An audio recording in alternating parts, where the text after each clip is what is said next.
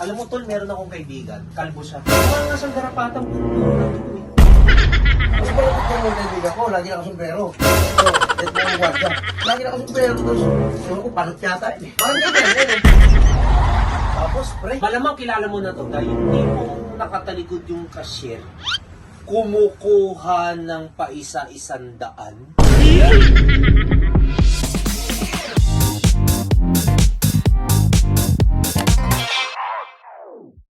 Ay, nako. Inis na naman tayo. Meron kasi akong kaibigan dati, ano eh.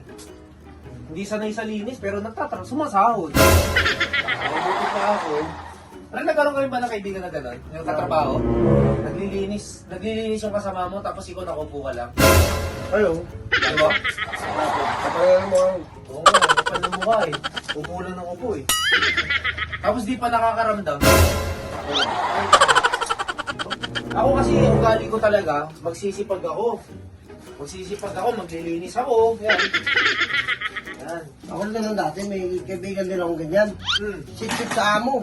Ah, sikat sa amo. Wala na alang, ano eh. Sarap nga sapak-sapakin eh. Ah, gano'n. Meron din ako, alam mo, Ton, meron ako dati kaibigan. Ano siya? Yung pagkain namin, kinakain din niya. Lakas na nga na kumain. Lumaki na nga yun dyan eh. Sa sobrang laki niya, nagsando na siya, hindi nakasa sa kanya yung mga t-shirt. Kaibigan mo. Kaibigan ko yun. Pero hindi ko sinasabing ikaw ha.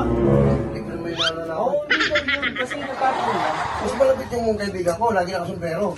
Oo. Kahit mo ang gwardiya. At alam mo nga ano eh. Alam mo ano eh. Yung janitor na di maintindihan yung mukha. Hindi mo lang kain. Oo. Agad. Parang ganyan eh no. Pero hindi, parang hindi ko yun. Meron akong kaibigan. Kalbo siya. Mukha nga siyang garapatang puro ng dugo eh. Oo. Yung kaibigan ko kalbo siya tapos tumaba. Parang naging garapata eh. Hindi ko sinasabing ikaw. Ha? Eh, alam ko yan. Ganyan din naman yung kaibigan ko eh. Makaporma, kala mo sa imbus eh. Oo. Meron nga akong kaibigan, tol. Sa opisina. Laging nakamedyas, kala mo naman na nilalamig. Lagi nakachinilas. Ano to? Bahay? Pumupunta ka ng mall? Bahay? Opisina? Bahay? Oo, tapos hindi pa nagtatagal, umuupo ka agad. Oo. Pangit pala ng mga kaibigan mo eh. Makakatrabaho mo gano'n. Ay, yung kaibigan ko nakaraan. Nakaraan lang. Iniwanan ko nga eh. Oh, bakit? Ano nangyari, tol? Di ba, sumasahod. Oh. Imbis na ibigay sa mga anak yung sahod, pinagtatato. Hindi mo bayad sa tato. Ang tato ngayon ano eh, yung hita.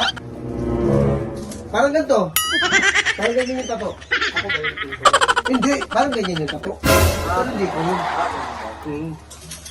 Ay. Di ba? Walang kwentang kamay yun eh. Tapos, meron din akong nakatrabaho dati. Imbis na pumasok sa opisina ng kahit mauman lang na shorts. Nakapambahay na shorts. Bahay. Oo, nakapambahay. Di ba nakakaya yun? Nakakatulog sa mga Ang kapal ng mukha, di ba? Di ba ang kapal ng mukha? kapal. Oo. Huwag mo naman masyadong ano. Parang ako yung ginagawa mo. Kaibigan ko, hindi ikaw yun. Oo, kasi nakakaya. Ang kapal talaga ng pagmumukha. Mas umabang yung kaibigan ko na kaya, no? Oo. Babaero yun eh. Babaero yung kaibigan ko. Babayaro. Oo. Ninanakawan niya yung amo niya ng mga damit eh. Hindi tumakauting. Oo. Binubulsa. Tapos binibenta sa labas. 300. Pag kumita, kukontak ng babae. Ay, ganun? Oh, sama ng ugali nun. Sama, parang ganyan. Yung ano, yung ganyan na ganyan, yung ano, tsura.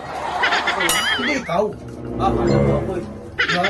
Tapos, pre, meron akong yung kaibigan ko. Malamang kilala mo na to.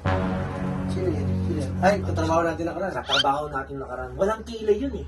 Nagtatago yun eh. Baka siguro may pinagtataguan yun. May mga may mga hidden agenda. Yung tipong nakatalikod yung cashier, kumukuha ng paisa-isandaan. Ano lang naman yung kinuha ko nakaraan, 50 lang yun ah. Ako yata inaano mo eh. Kaibigan natin yun. Kaibigan ako. Ako yung tinutukoy mo eh. Magkano pa kinuha mo? 50. Grabe ka magkwenta, 100. Isang daan yung huli ko. 50 ang kinukupit mo. Yung nakita ko 100, so hindi ikaw yun. Pero kawago to ah. Baka naman, baka ikaw yun. Kasi nawala yung ano eh. Nawala yung mga pera dun eh. Ako ba? Sinakaulo ka. Oh. Ganyan ka ba?